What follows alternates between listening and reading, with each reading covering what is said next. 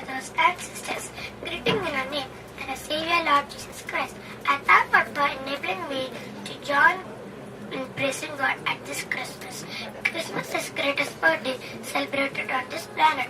All over the world, people celebrate Christmas. But always, I search my heart to know what exactly Christmas means to me. Look at the world. People struggle to cope with life.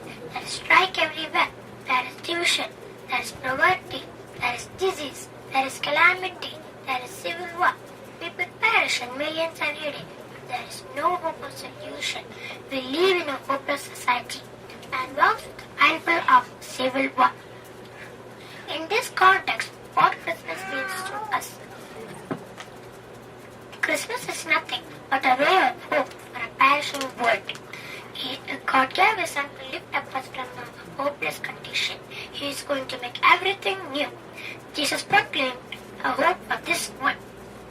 God so loved the world that He gave His only begotten Son, to whoever believes in Him shall not perish but have everlasting life. Jesus is hope.